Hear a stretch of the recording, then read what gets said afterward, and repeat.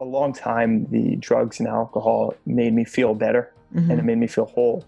And then eventually all those things started to create more and more problems in my life. No matter what I did, I would always wake up and I would be so depressed. I'd be so upset and so anxious.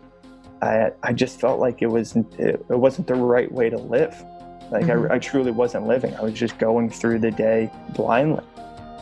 Hello, and thank you for joining our podcast, Hope to Recharge, a show that is designed to bring hope, inspiration, motivation, and some practical tips to those that are battling depression and anxiety, and to those that are supporting loved ones that are going through the journey in this difficult time of depression and anxiety. I'm here to tell you, you are not alone, and we will live beyond depression and anxiety. We will share our stories, one story at a time. In a world of mental health, together is better.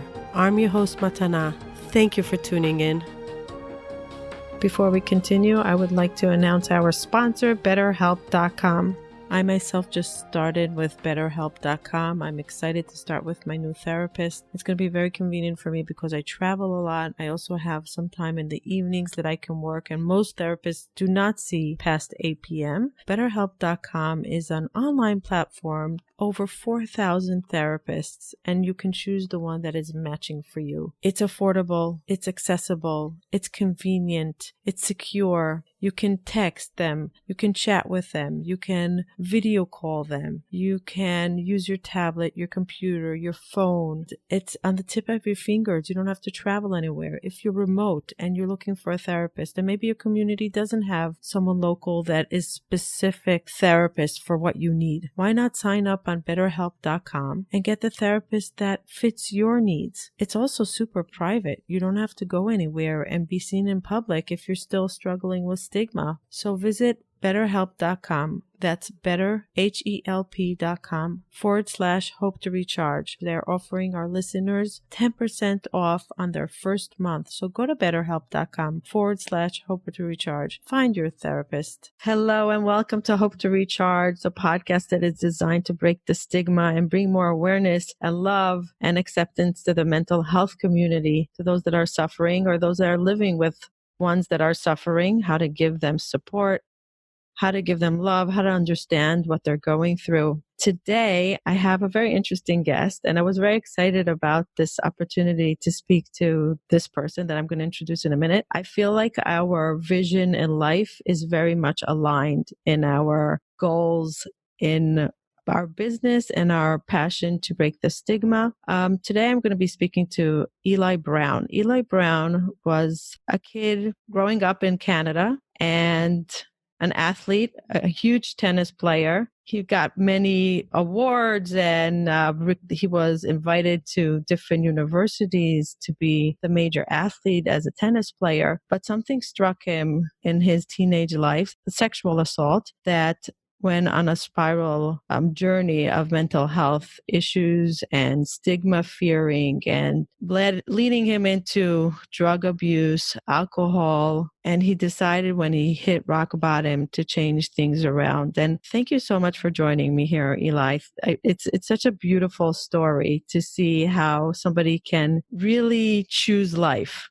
Yeah, thank you so much for having me today to be able to share my story. Yeah, and Eli spoke in many places and many platforms about his story. He's a speaker now. He's an entrepreneur. He wears many caps, and he's also at the same time a very humble guy. And when I was looking at one of his clips, and I realized at such a young age he had to make the decision to change his life on his own, and how the whole road to recovery and how he did it was really fascinating. And I was really inspired more. I think you're one of the stories that really, really inspired me, because you took it to the max. You didn't become the victim. You became the hero.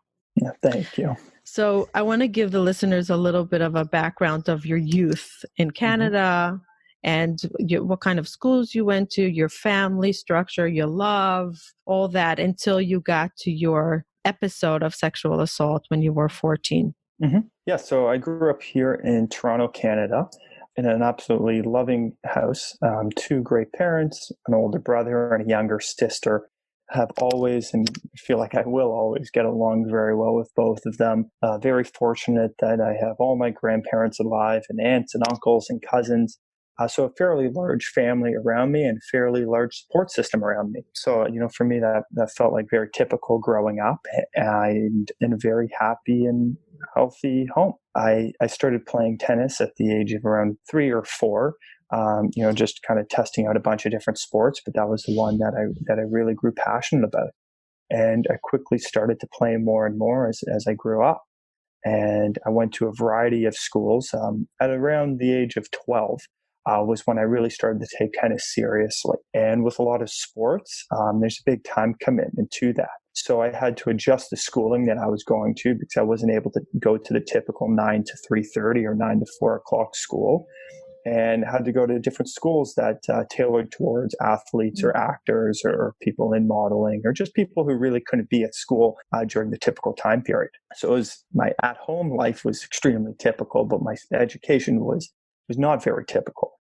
So for example, I went to a school called Interact at Vaughan Road Academy, where we would go to school from about 9:30 to 12:30. And then after that, we would be free to, do the sports or anything that we were there for. And tennis really took me all around the world. And I started playing for Team Canada and traveling across the world for them, mostly in North America at that age, but every once in a while over to Europe. And that was kind of my life until I went to university, and basically playing 6-7 days a week and traveling and just focusing so much on tennis and getting a scholarship to a top American university. But at the age of 14, I did go through sexual abuse by someone within the tennis community.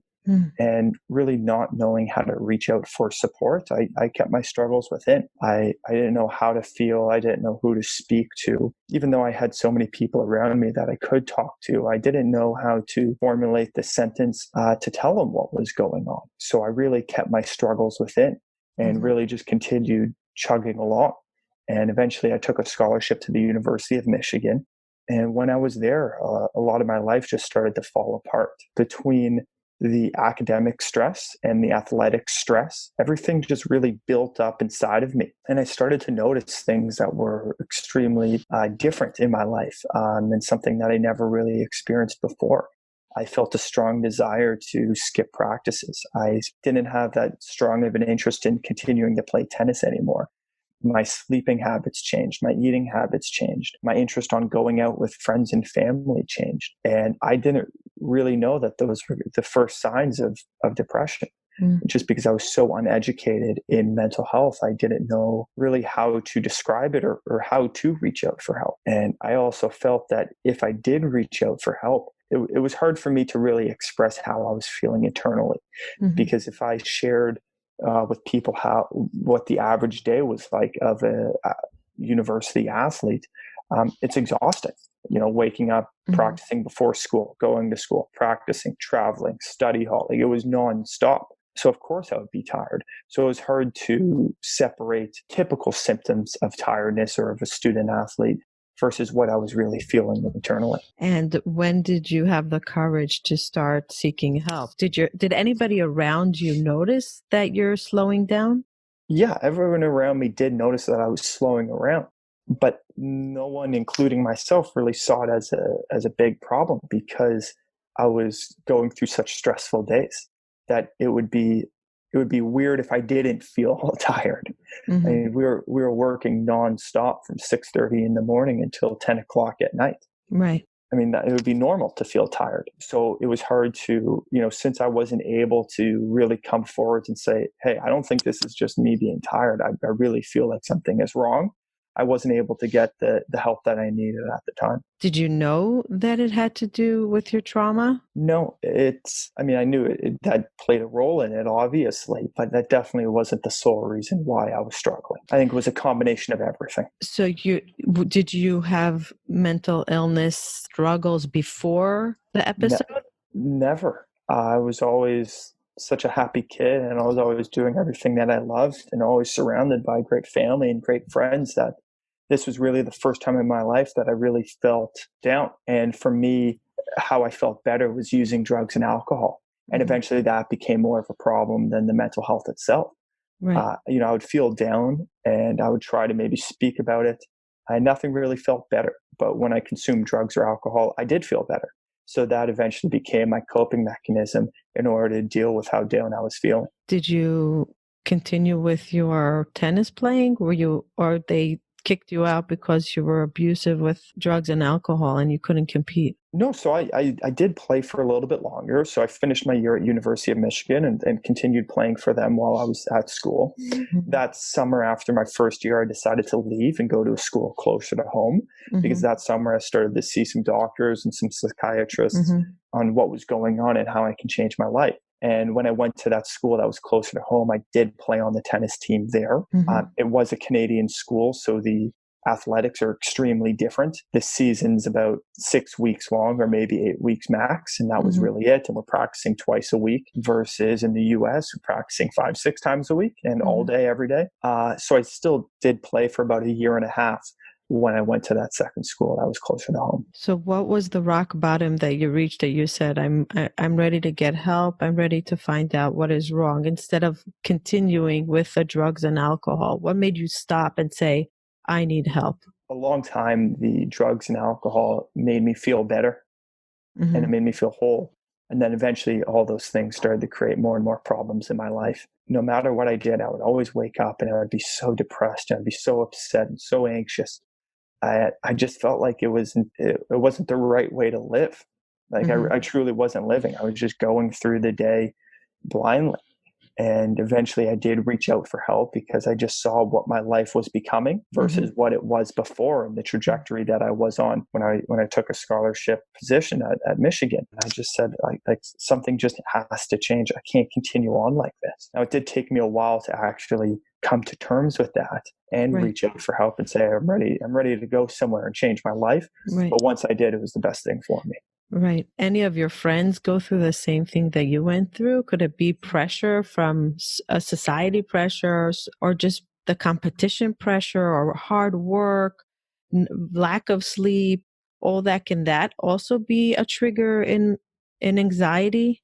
Definitely. I have seen other people go through it as well. And I think mental health and substance abuse with all athletes is something that's pretty prevalent. So it's not unique to me. This is something that I've definitely seen. But at the time, I wasn't really seeing too many friends or, teammates going through similar things. And, probably a lot of it was just that no one was really talking about it and no one was really reaching out for help. Did you ever know anyone that suffered with mental health? Did you know that concept existed? I didn't know anyone personally. I'm sure. I mean, everyone does know someone. Right. It was something that I didn't really talk about. It's something that never really came up. Right. It's something that I was so uneducated in that I never really came to my mind. So you were afraid of the unknown. You were afraid that suddenly you're going to be called crazy or you're going to label yourself crazy and maybe there's no return. Yeah, and also it's something that we don't really learn about. Like it's not like it's not like a math subject that we learn about in school or science. Right. So it was kind of, I mean, luckily now all that stuff is talked about in the school system. At the time,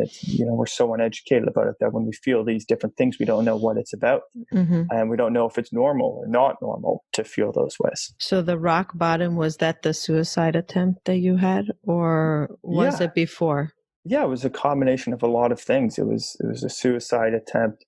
It was feeling like I just can't continue. It was how doing small tasks like showering or doing my laundry or making my bed felt like these monumental tasks that I had to do. Right. And before, like I wouldn't even think about doing that stuff. It was just second nature. So really all of those things combined eventually for me, it was, okay, I need to go get help. I used to be such a happy kid. I used to be such a productive person. And I used to just love everything that I did. And now when I look at myself in the mirror, I'm unhappy and I don't know what to do. Right. So that, combination of those things really encouraged me to seek help. What was the reaction from your family and loved ones or your friends when you said, I'm going to therapy, something's wrong with me, I need help? It was a tremendous amount of support. And they all knew that something was going on in my life and that I needed to get help. And they were so happy that I finally recognized it, because I think family and friends realize it a lot quicker than the person who's actually going through it. They're, looking through third-party eyes. It's generally they see it first. So everyone was so happy and so supportive of me going and doing something that changed my life. How old were you at the time? I was 19 turning 20. So, Very young, very young. Pretty young, yes. Did your parents ever mention to you, is something wrong? Do you want to seek help? Why are you taking drugs? What's with the alcohol? Was there ever like a conversation about it? Yeah, tons of times. And I think what I've learned along my journey is that the change can only happen when the person's truly ready to. Because there was about a 1.5 2-year period where people would come up to me, or friends and family, and say, "Hey, Eli, you need to get some help. We know you're not doing well." And I would just kind of shun it away. I wasn't ready to change, or I didn't even think that there was a problem. It took me about a 1.5 2 years to actually truly believe that there was a problem and that I needed to change my life. Well, I feel like sometimes it's so hard to go into that darkness and reveal it because we don't know how we're going to cope with it. We know that we're struggling right now. We know that the darkness is so dark. And sometimes when we reveal what's causing can be even darker. So we need so much strength. And to open those wounds is very, very hard. And it's not that we're in denial. We just can't face any more pain. Yeah, and it just takes time to sometimes realize that there is something going on and that there needs to be a change made. What do you think was the biggest aha moment for you in recovery? Like, was it a therapist? Was it AA meetings? Was it giving back? Was it just you accepting your wounds and forgiving yourself for going through whatever you went through when you were 14? Yeah, it was a combination of so many different things. I think the big aha moment for me was really realizing that I wanted to change because I wanted to change. I believe that, the person going through recovery has to truly want to be there to really go through it and do it properly. But along the journeys, there's tons of other things that I learned. I mean, to forgive myself, that it wasn't my fault of everything that I went through, that just because I went through a couple of years of pain doesn't mean that the rest of my life has to be that way. Like, I can make a change. And also just finding my path. And I think that's something that a lot of young people struggle with. And it was something that I really struggled with, was what am I going to do when I'm older? What am I going to create, and how am I going to be productive and do it with something that I'm happy doing? And once I did find my path, I found that happiness was there to follow. Tennis wasn't one of your things that you wanted to do, to be like known for? You could be a huge athlete. That's huge. If you're doing it since you're a little kid, that could be something that you hold on to as a passion. Yeah, and it's still something that I do now. I think last week I played, but for me, I came to the realization that wasn't the way that I wanted to have an impact on the world. Doesn't mean, I'm still passionate about it. I still love watching it and I still love playing it. It just wasn't the way that I wanted to contribute to the world. Do you feel that what happened to you when you were 14 changed your vision on what you want to give to the world? And if you would have the standard upbringing with no trauma, no abuse, would that change the way you are today? Or would you be deep enough to know that even without a trauma, you want something bigger? Yeah, it's tough because, it's playing like the what if game. Yeah. And it's hard to, go back and say, oh, if this didn't happen, then maybe I would still be playing, or, who knows? I like to believe that regardless of what happened, I would have come to this. I think that me coming to this at such an early age is because of everything that I went through. But I do believe that, and this is my calling and this is my path, and this is how I want to have an impact on the world and the community around me. I want to talk about those years from the moment that you had that incident till the pain really started. So it starts with denial, right? Is it denial, or is it self-shaming? What is that first process that you went through right after the incident? I think a lot of it was just almost like a what happened type thing. Because I was so young. Right. And it's such a tough thing to comprehend that it did take me years to really sink into it and actually digest everything that happened and how wrong it was. Because at such a young age, we don't really know what's going on. And that was something that, I'm sure you're familiar with the Me Too movement.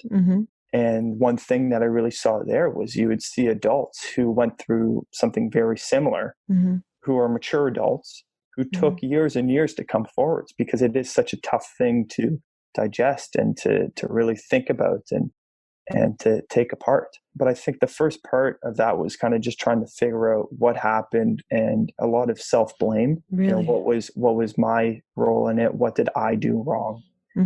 And as I kind of went along my recovery journey, just really realizing that it wasn't anything that I did. And that was a big change for me in my life. Just realizing that it's not my fault. Were you embarrassed to tell your parents? Were you afraid of the consequences?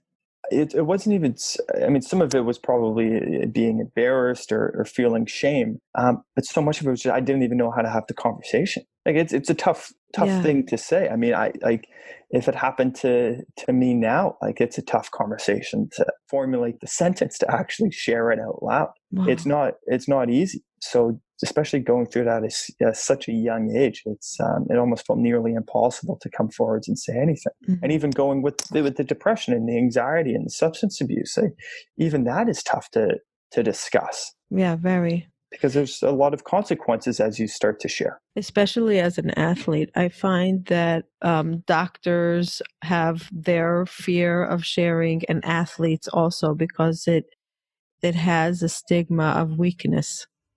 Yeah, and also it's so difficult because you almost then label yourself as different, even though almost everyone goes through something. By coming forwards, you do label yourself in a different way. Yeah, it's one of those tough things to just be able to share and not feel like you're going to be judged or alienated from your friends and family or your community around you. Right. Did you ever go on medication for depression? Yeah. So after my first year of university, I went on medication for about 1.5 years, 2 years. And it was a bunch of trial and error. I found it very difficult being on medication. I felt like it really did have a negative impact on my life. I didn't feel like it really did work. I haven't taken anything for the past 5.5 years, ever since I got sober. So I'm sure there's been a lot of developments. But at the time, it wasn't where it's, oh, I'm feeling X. Okay, so take Y. It was very much, okay, take X, or I'm feeling this way. And here are the top 10 medications that you could take. There's no recommended, there is a recommended dose, but it's not down to a science yet of, oh, you're feeling depressed, take this and you'll feel better. So it was a lot of trial and error. At the time, I was also still consuming a lot of drugs and alcohol. So I probably wasn't giving myself the best chance of success. I'm mixing all of that stuff and still partying and not sleeping and not taking care of my body. But I did find that once I got sober and once I was able to address the issues within me, I no longer felt the need to medicate. How did you get sober? I initially went to a treatment program in Nevada and Utah. It was kind of a combination of both places, and then to a place in Boulder, Colorado.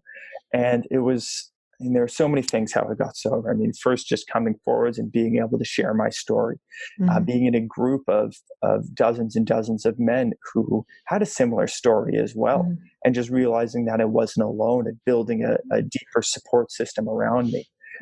Realizing that it wasn't my fault of everything that I went through, that these things can happen and do happen. And really just starting to dissect different parts of my life of where I felt things went wrong, where others felt things went wrong, and really dig into the roots of those emotions and come to terms with everything that I went through. How long was that period of recovery? So the intense part of the recovery was about 6.5 months, but it never stops. Like I still go to AA meetings now. You still? Yeah, still go. So it's not something where you go to a place and you work on it for 6 months, then you come back and you're perfectly fine. Even when I came back, I was still going to therapy once every 2 weeks. I'm still going to AA meetings 3-4 times a week. Now I only go probably once every 2 weeks. Because as you go along the recovery journey, maybe you need less of something or more of another thing. So it's something I'm always still going through and always still working on. And as I go through life, different things spark different emotions. It's just now I have the support system around me that when I am feeling down or anxious or stressed or whatever it is, because these are all normal emotions that people feel on a daily basis, that I'm able to reach out to my support system and really tackle those issues before they become larger issues. Is your support system like a therapist or a mentor or your family members, or is it a group setting that you created for yourself? A little bit of everything. I still go see a therapist. I still have a mentor, my family, my friends, a girlfriend. It really depends on what I'm going through. So for example, if I'm feeling down and I want to drink or use drugs, I would reach out to my support system within AA and really speak to them about it, because those are people who are going through it and who have gone through it. So those are the people I'd go through for that. Maybe if I'm feeling stressed or down about work, I'll speak to my mentor. If it's about relationships, maybe to my family, friends, or girlfriend. It's not so much of, oh, I'm feeling down, I'm going to just speak to this one person. Depending on the problem or how I'm feeling will determine who I go to. But I have someone at every level to speak to. I think that's remarkable that you set yourself up to no failure. You set yourself up with people around you, surrounding you, that you know that it can be a relapse. You know that you're not strong enough to live forever without having moments. And you're not saying, oh, I'm done, it's over. You made sure that you have everything around you to not fail, which I think is strength. Yeah, and I think that's something really important that, whether you're young or old or, whatever it is that you should be doing, because everyone does fail. I mean, people fail multiple times in a day. And it's not letting those things take you too down, because that's normal to fail, and using every failure as a way to learn and to motivate yourself to continue to push forwards and accomplish new things.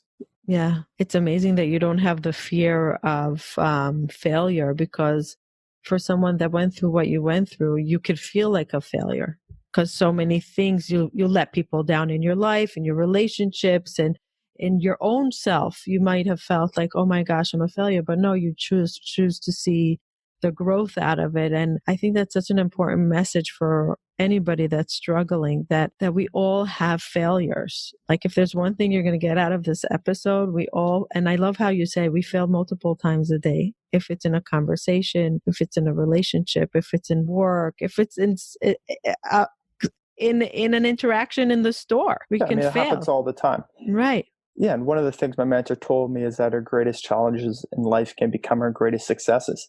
And that's something that really stuck with me, because I feel like we all learn so much more from our failures than we do from our successes. And I remember when I first went into the treatment program, my parents, everyone has their parents or someone, a guardian in their life, write them a letter. And in my dad's letter to me, he reminded me of when I was playing tennis. And that when I won a match, I would just kind of get into the car and just go on and, oh, I won, and that's it. But when I lost, I would dissect why I lost and what I can do to improve in the future. And when I took that mindset and moved it into recovery, and now what I do on a daily basis, I find that I learn way more from failures and losses than I do from my successes. And but in order to improve. Exactly. Not to bring yourself down, to rise yourself above. Exactly. And, for example, like when I was starting Shine the Light On, I knew nothing about the clothing industry, but I went to a couple hundred stores with my samples. I shared with them my story and why I was doing this and the products that we had. Right. And out of those 300 stores, only 7 said yes. So I want to give the audience doesn't know what you're talking about. So I want to give a little bit of a background. So Eli decided after recovery, he wants to make a change, big change in the world of bringing the conversation out about mental health awareness, breaking the stigma, suicide prevention, all this stuff. And so young and so courageous, he started a clothing line by the name of Shine the Light On. And it's a t-shirt company. Correct me if I'm wrong. It's a t-shirt company that has all kinds of inspirational and motivational sayings for those that are battling mental health, or to inspire others to break the stigma, or to be in the now, even if the now is not okay. It's okay to not be okay. I know that that's one of your slogans, and I love it because I use it all the time. It's okay to not be okay. If we only gave us the permission to not be okay, it would be the beginning of our recovery, because we're so afraid of the not being okay. So we hide away from it. We pretend that it's not there, but it's really there. And it's steaming up until it explodes, until there's an episode. Mm-hmm. So Eli started this company. And as he was telling us a few minutes ago, that he went and when he first started, you're so young. How old were you when you started the company? I was about 21, 22 when I started it. Wow. 22. Wow. And yeah, I mean, I knew nothing about the clothing world, but I just wanted to create something that would give back to the mental health community. So thought of using the thought-provoking designs to spark conversation and to build community and have the proceeds go back to mental health initiatives around the world. I love that. Yeah, so it's been quite an exciting journey, and now we're sold in, I think, a little over 1,000 locations across North America. Wow. But like when I started, I took my samples and I went to 300 stores, and only 7 said yes. 7 said Seven yes. is a lot. 7, but out of 300, that's 293 failures. So that was one of the things where I was trying to touch on before was if all 300 said yes, I wouldn't have made any changes. Oh my God, it's so true. But with the 293 no's, I'm going in and I share this, and they're saying, oh well, you only have black, white, and gray. Maybe you should add some color into it, or maybe your sizing is off, or your styles are off, or your designs are off, or whatever it is. And after each no, I'm trying, adapting what I need to do in order to succeed, and taking what I learned in recovery of using failures or disappointments as a way to learn and to come back is something that I do every single day, and something that everyone I feel like could do every single day. That is incredible. I love that story of the 307 saying yes. A mentor of mine said if you would succeed right away, the jump to the next the next high will be so much higher. So it's like getting high, and then you want to get high again, but you've got high so fast, so quickly, it's going to be hard to get to the next highs. The jump is going to be so much bigger that you're going to need to make, versus you're trying. So this small little yes, yay, celebration. Okay, great. I'm not a failure. I could do this. And then a few more no's, and then improving. And it's such a lesson for life, because nothing comes easy. And if it comes easy, there's a reason why it came easy, right? There's a reason why. I love that you took the lessons from recovery and you put it into any aspect of your life. And one of them is the business, which is brilliant. And at such a young age, you must have had really good mentors. Yeah, very good. Yeah, very good. Extremely lucky, yeah. Yeah, and probably your parents are incredible human beings. Extremely. Yeah. I mean, they've always been super supportive, and I definitely haven't made it easy on them. They're always there for me, which has been making my life a lot easier. Yeah. What made you choose t-shirts? So I wanted to choose clothing, one, because I wanted to really, I felt alone for so many years, and I wanted people to feel part of a community. So I thought if I created something that people could wear and walk around on the streets or pass by a store and see it, that if someone was struggling and they saw that, it was just a quick reminder that they're not alone. You don't have to say anything. You don't have to know what they're going through. It's a visual reminder right away. Exactly. Like you pass by a store in a mall and you see the product there. It's just, I don't think that the person who's struggling is going to go into the store and spark up a conversation. Maybe they do, maybe they don't. But that person will know that there's other people out there who are struggling, and that they're not alone in their journey, and that there is a community of people. As we've grown, we now share the stories of different people impacted by mental health. So we're trying to create a community within our community where people are able to share their stories in a safe environment and really tap into a group of people who are there for them. And how was the response when you said it's about mental health awareness? Did they say, oh, no one's going to wear it, people are going to be ashamed? Who's our clientele? What was the response from the higher business power stores? So what was interesting was when I first started, I made it so much about the mental health. So the shirt itself said, shine the light on mental health. And it almost reminded everyone of a charity t-shirt. So maybe a couple people bought them, but no one ever really wanted to wear it because they just became a billboard. So then we kind of, rejigged a couple things and said, okay, how do we get our mental health messaging across in a way that people want to buy the products? Because if people aren't buying the products, our message isn't going to get across, but still relay that message. So what we decided to do was listen to people's stories and take certain lines and phrases from their stories and turn them into designs. So for example, we have a shirt that says rather be in bed, and it's one of our best selling items. Yeah, I saw that. And it's on your homepage. Yeah, and it comes from a girl sharing her story who was struggling with depression. And that's how she described her journey. No matter what was around her, or whatever she was doing in life, she always just wanted to be in bed and isolate and not speak to anyone. Was she like an athlete or a big person in the world? No, just just a regular like person. us, like exactly. us. Yeah. And that's how she described it. So we put that on a shirt as a way, and we convey that on their hang tag of where that design came from, because that's a shirt that people will buy. That if you're wearing it, it doesn't scream charity campaign. Everyone loves it because it's their way to give back, and they know the meaning behind it. And when someone asks them, oh, why are you wearing the rather be in bed shirt, they're able to now have that conversation. Do you think that everybody buys it, knows that there's a story behind it, a mental health story? I don't think everyone. I think the majority of people, just because if you see our stuff in a store or online, it has it all over the place. On the hang tag, it has the story. And oh, really? Yeah, so it has my story on it of why I started. It has the story of the design. It has where the money's going. In the stores, we have displays where it shows everything about the company and why we're doing it and where the money goes. So I think the majority of people do, but there is a chance someone just goes into a store and sees a comfy sweater that says rather be in bed and they buy it, and maybe they never know. But how many styles do you have? Right now we have about 11. So for us, it's there's definitely a fashion component to it. Right. But I wouldn't say we're a fashion company. We're the authors of a story, and we're sharing other people's stories.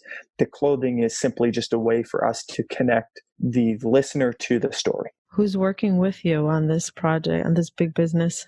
Quite a few people. So you have a designer probably, right? Yeah. We got designers, stylists, photographers to do all of it, e-commerce, digital marketing people, production people. Yeah, quite a few people. And everyone who works with us has been impacted by mental health. Oh, really? Yeah. So I think that's something important, that whether it's if they've personally been impacted or they know a friend or a family member who has, I think all that stuff is super important, because then they understand how serious it is to consistently do a good job and share the message forwards. Wow. What's it like to be such a young CEO and be so in charge of so many people and a big hat to wear?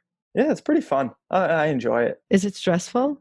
Yeah, very stressful. Very stressful. Yeah, but it's nice. I'm happy that it's really starting to chug along now and really expand. And as we're going into the US with, in the different US markets, it's been interesting because I think the Canadian conversation around mental health has really exploded and people talk about it everywhere. Much more than the US. Exactly. Much more in schools and workplaces. Everywhere. Why is that? One, we have a smaller population, so I think it's easier to get a message across. And also, we're fortunate enough that there's a big telecommunications provider here in Canada. So we basically have 3 of them in all of Canada. And one of them decided to tackle mental illness. And they created such a large campaign around it that everyone's talking about it.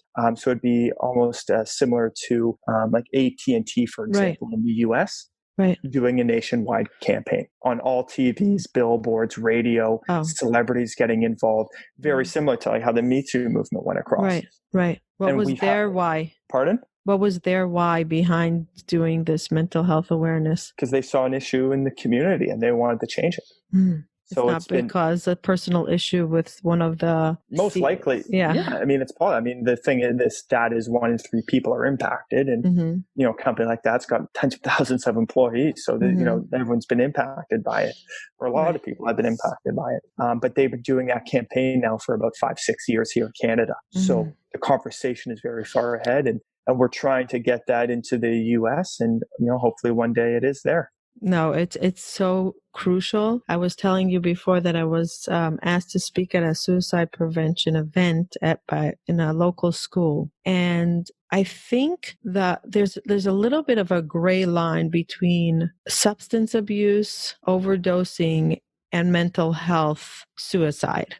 Sometimes they intertwine, and sometimes they're not even related. So as somebody that wants to, you're very into mental health awareness and breaking the stigma. How do you make the difference to teenagers, to raw minds, that the conversation is not about the substance abuse, it's about feelings and speaking about it, and how do we not make it a big mountain that sometimes in the Me Too, everybody suddenly came out with a Me Too, and sometimes you have to be aware that you're giving them an opportunity to be a victim when sometimes they're not a victim or whatever. So how do we do that? How do we, first of all, make a separation between substance abuse for substance abuse, not for mental health? And how do we tackle mental health and give them the permission to speak and be vulnerable about it without making a mountain out of it? I mean, that's such a tough question because I don't think there really is a right answer to it.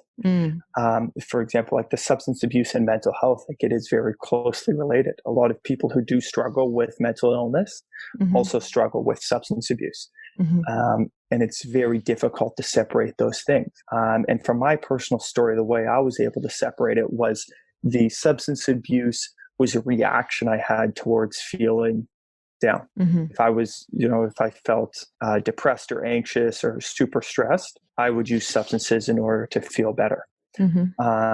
So I think for me, that's how I separated it. Was I said, okay, on one hand, I'm feeling this way. And on the other hand, this is how I'm reacting to it. So I need to change my reaction, which is going from using substances to actually dealing with the feelings that I do have. And I think that, these journeys aren't easy to go along, and they do feel like mountains.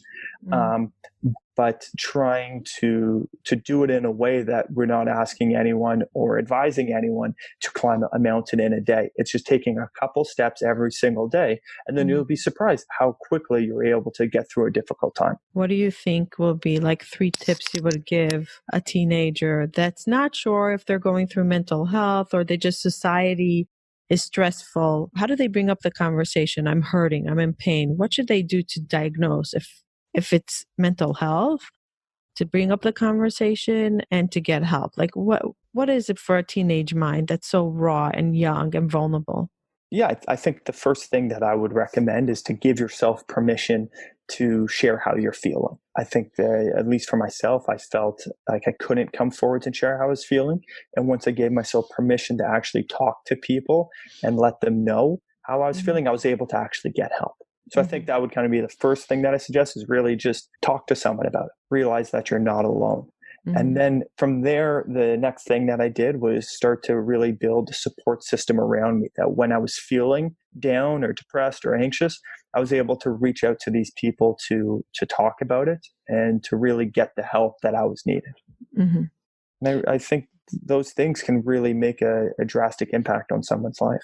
Right. And they'll probably realize how much support they get out there. Instead of the fear of shame, the amount of support and love is unbelievable. And usually people will say, oh yeah, I also suffered, or my friend, my partner, my friend, my sister, my brother. It's not something that they didn't hear of. And that will be their big aha. Oh my God, I'm not alone in this. And that feeling of not alone is so monumental in the recovery.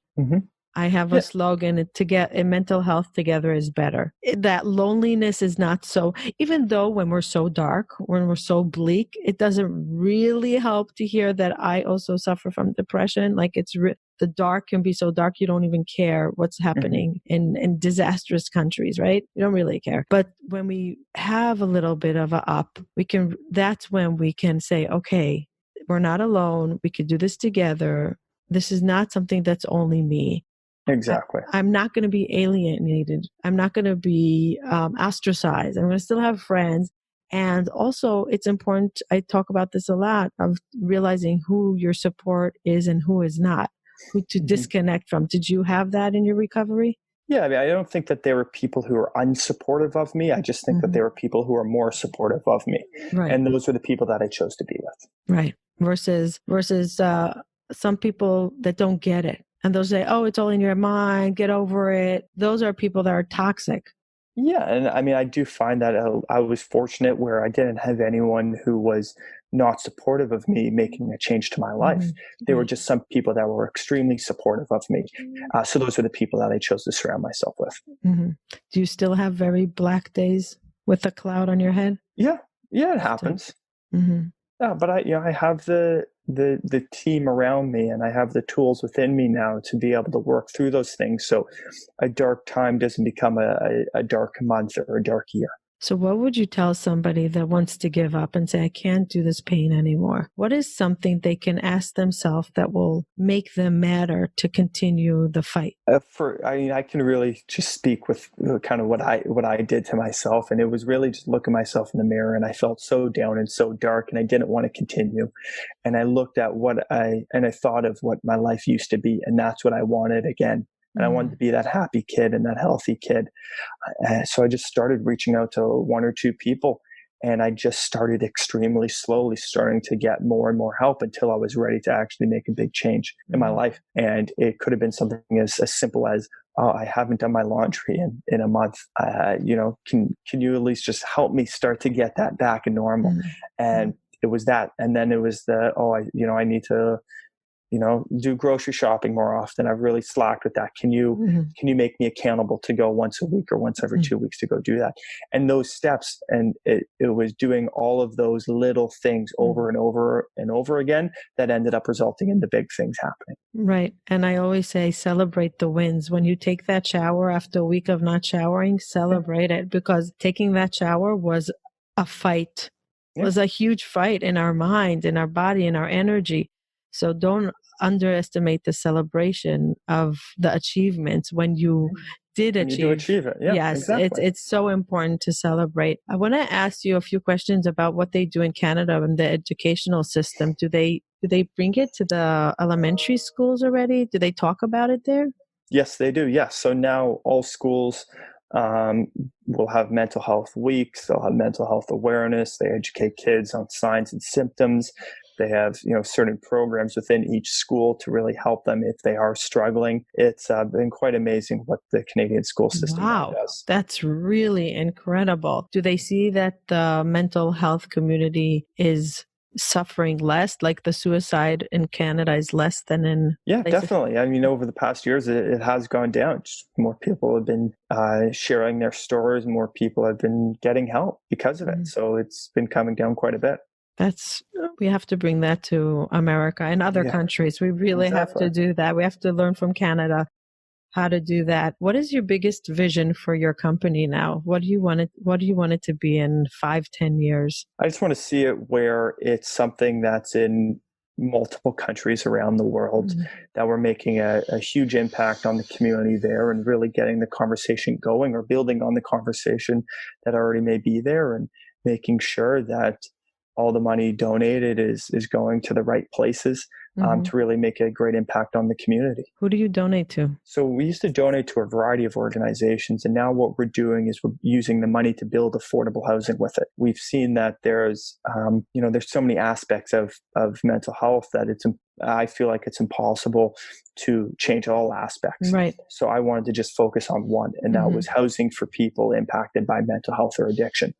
So we're starting it here in Toronto, where we're going to be building a variety of condo units and buildings that go towards people impacted by mental health and addiction. And we're piloting it here in Toronto. And then as it grows, we'd be taking it to different cities around North America. That's phenomenal. So how does one get housing? How do they get approved? Is there a system in place? Yeah, so there's systems in place. And, here in Canada, we have CAMH, it's Canadian Addiction Mental Health Services. There's about a waiting list of, I think, 20,000 people on it right now. And that's what we're trying to tackle right now. And we're starting here in Toronto. And if it goes well here, we would do Montreal, Vancouver, and really expand it across the country, and then bring it into the US and all the different markets that we're in. You have so much going on. It's Definitely unbelievable. How many hours do you sleep a night? Probably about 6 or 7. Are you very good with exercise? Like, are you committed that you know that it's part of recovery, constant recovery? Exactly. It's something that I'm always working on, and it's, a day doesn't go by that I'm not trying to do something to further improve my life and how I'm feeling. Right. That is remarkable, really remarkable. I feel like we have the same goal of bringing awareness to our business. My merchant processing is also gives proceeds to mental health awareness. My dream is to build a recovery home, and that whoever comes through it will be working in it afterwards. It's going to be like you have to pay it forward. Very much into a pay it forward, because I feel like my recovery, the pay it forward, was the biggest part of my recovery. The fact that I could give back to what I gained, because I received for so many years, that finally I could give back. It makes me feel so good. So it's very similar. In the merchant processing world, as you said, I was so fascinated when you said it seems like a charity, the t-shirt, the first t-shirt, because a lot of people say, I don't want to give to a charity. I'm like, no, you do the merchant processing regularly. It's just we give the proceeds. They don't want, they want to make a big difference between business and charity, and that fine line on how to not get that messed up in translation, which is, I found that was interesting that you had the same thing with the t-shirt. The t-shirt. So how do you get the message out there properly is also a very big mindset, and how to adapt to it. I learned a lot from Bring Change to Mind. Do you know the organization Bring Change to Mind? And they're also into t-shirts. You know, they also do the black and white t-shirts. And they're also trying to come to schools in America and programs, which is really remarkable. I know it's the beginning of the day and you need to go. I just want to ask you one last question. What does hope mean to you? Hope to me is a second chance. I feel it's something that when I use the word hope, it's how I envision improving my day or improving my life or the situation around me, and really just allowing myself and giving myself permission to have a second chance at something. I guess it goes with your slogan, it's okay to not be okay. Exactly. If today's not okay, tomorrow could be okay. Exactly. Maybe we'll switch it around. So you said you spoke in many, many places. Do you still travel for speaking if somebody wants to hear your story? Yeah, it's something I'm really trying to do more and more of. And you know, as the clothing is taken care of with our team, I'm trying to just now really go on the road and share my story and really just continue to get that conversation going. So where can people find you if they want to reach out to you and either do business with you or collab with you or have you as a speaker? If they head to shinethelighton.com, there's a contact page and it has everything there, whether they want to wholesale our clothing, send us a message, send us their story, request for me to come public speak. Like everything is through there, and we're very easy and accessible to get to. So it's good. Thank you so much for joining me here. It was really interesting, really inspiring. How old are you again today? What did you say? I just turned 26. So young, and so far in life. Really, it's so inspiring. Really, really inspiring. And I hope the youth out there looks at you as an example of what it is like to overcome, to not be ashamed, to overcome the stigma, to reach out, to live beyond the struggles and the pain, and to create something. Because even when we struggle, we can give. Even when we struggle. So thank you, everybody, for listening. You can reach out to Shine Your Light On. shinethelighton.com. Oh, shinethelighton.com. And you can reach us on our Facebook community, Hope to Recharge, and we can hear more of your inspirational stories and how you decided to change the struggle and make a big impact in your life. Thank you for joining us. See you next time. Thank you for joining us and taking the time to listen. I really appreciate it. Please hit the subscribe button so you can hear further episodes. If you are listening to us on iTunes, please leave feedback and ratings below. Let us know if there's any topic that you would like to hear from us in the future. Bye till next time.